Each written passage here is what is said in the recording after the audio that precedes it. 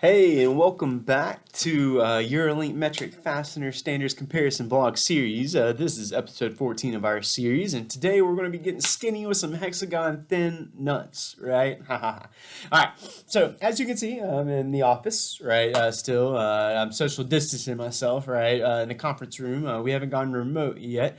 And it's probably for the best. Otherwise, you'd end up hearing my wife in the background screaming my name and the dog jumping up in my lap and all that kind of wildness. Actually, now that I think about it, that would actually probably even make for a more entertaining video for you guys. So if we do go remote, I'll try to continue shooting them if I can. But I'll be honest, this I'm glad we're not remote yet, at least not for the reasons, right? So I'll be honest, this particular video is a bit rushed today due to everything going on out here, man. My attention's been diverted elsewhere, but it's been a couple weeks since the last time I saw you guys, so I wanted to get you guys some useful information, and there is some good information in this video, so stay tuned. About 2 weeks ago, I was at the NFDA Pac West Convention Center, or not convention center, the NFDA Pac West Convention and our conference in Long Beach, and we had a good time there. Got to meet a lot of the owners and things like that. That was great. And then last week the world just kind of went crazy, right? And so we've been having some strategy meetings and things like that, trying to really monitor what's going on with the C word. Okay, I refuse to say that word. I've written about it enough in my blogs, and I really don't want to talk about it a whole lot more. But we wanted to make sure that we're taking care of our employees and keeping them safe, taking care of our customers as well, fulfilling orders for them, and that our vendors and then the whole supply chain is still holding together, and so we'll talk about more of that at the end of the video. Like I said, I don't want to get too much into that. I've been writing about it. If you hadn't checked it out already, I do recommend you check out the blog series. You can actually even see like this little virus guy behind me, right? And if you look at the blog series, if you go under news on our website and you go and you'll see that it used to say news there, now it says blog and then blog underneath it, right? So blog and blog. The blog one, actually, these are articles that have useful information in them for you guys. So I've been starting a series on A2 versus A4 stainless steel. I'm also going to do some occasional blogs where that complement these videos. I know from the last video, I hadn't really had time to write that one yet, but from the last video, I'm supposed to write about some ISO 8673. And today's video is going to give me some good content to write about as well. So that'll probably give me enough meat to give you guys like a solid, blog video, right? But as you can see, I am talking about A2 versus A4 stainless steels as well, so that kind of complements, us talking about more specific or standards and things here. And then I'm doing an editorial series about, things that are affecting trade, particularly importing. And unfortunately, ever since I've started this series, the C word has been the predominant thing, because in all honesty, it is the biggest thing affecting trade right now, and it's going to be continue to affecting our industry. I just saw in the news not too long ago that I think it's Chrysler, Fiat, and GM are shutting down their manufacturing facilities, so that's bound to slows things down a little bit. So I'm sure you guys are tired of it too. So let's move on and get nutty about some nuts. How about that? All right. So the reason I say this video is a little bit rushed is because I chose this topic, hexagon thin nuts, based off of, what we had what we had talked about the previous week, where we were talking about just regular, hexagon nuts, DIN 934 and ISO 4032.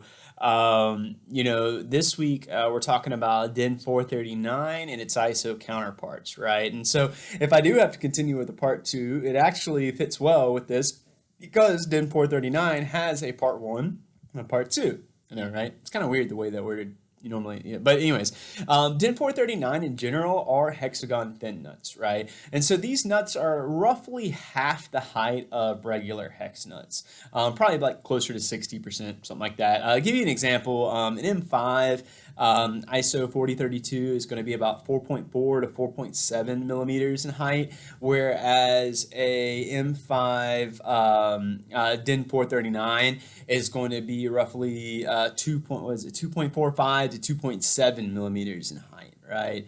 And so as you can see, it's just over half DIN 934 ISO 4032 height, right? Now, the difference between part 1 and part 2 is the chamfer.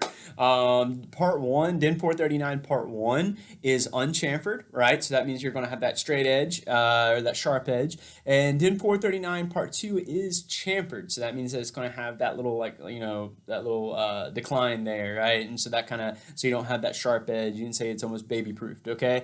And so the DIN 439 part 1 crosses over to ISO 4036 and has limited interchangeability.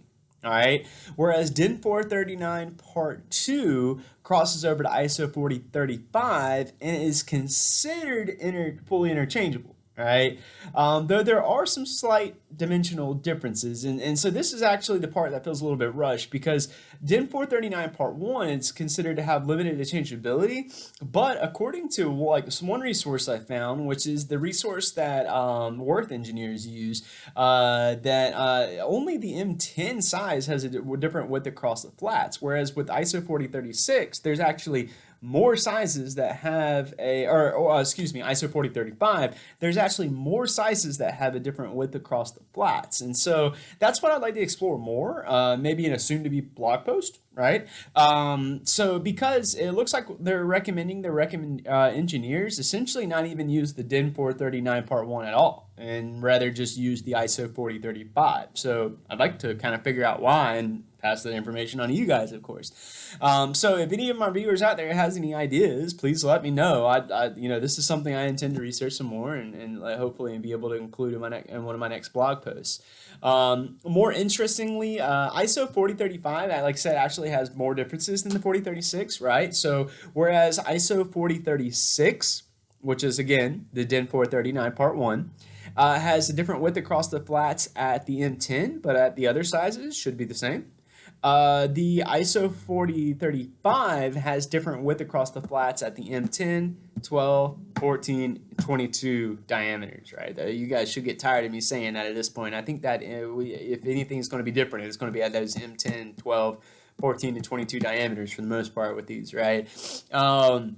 And so, but like I said, yet the ISO 4035 is considered interchangeable. So, this might be because the width across the flats difference is insignificant relative to most applications.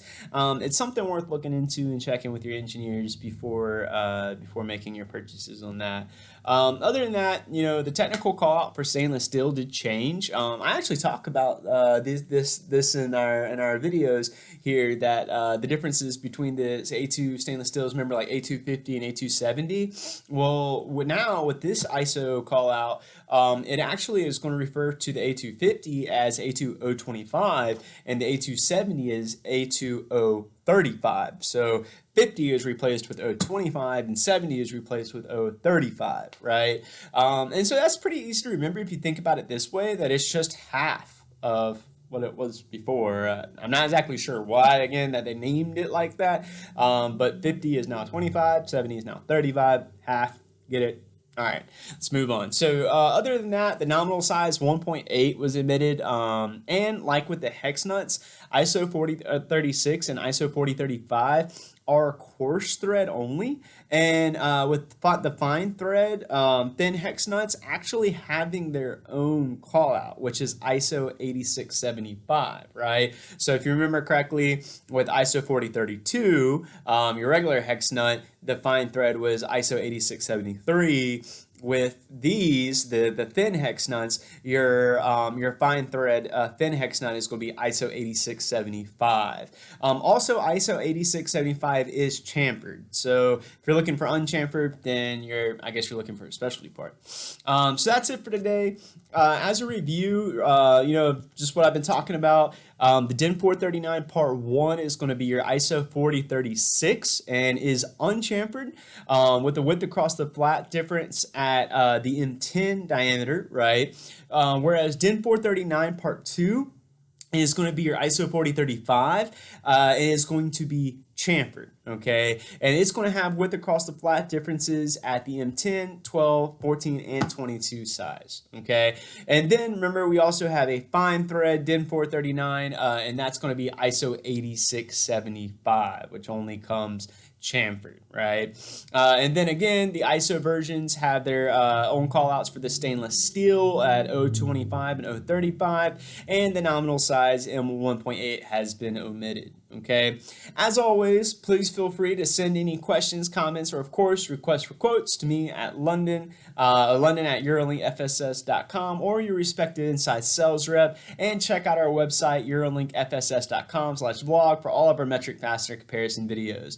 Also, cool thing with the blog is that you can actually subscribe to the blog, and every Monday, I think every Monday I have it set at like 9 a.m. It's pretty cool. It'll send you like whatever blogs came out that week. So if I wrote one blog, it'll just send you one. If I write 3, it'll send you 3. It'll write you whatever you hadn't seen yet, actually. It's pretty, or it'll send you whatever you hadn't seen yet, actually. So that way you're not having to like constantly go to the website and like check to see if there's new blog or anything. Like, it'll give it to you, right? It'll send it to your inbox, and it only sends it once a week, so it's not going to like overwhelm your inbox every time I create a new blog, right?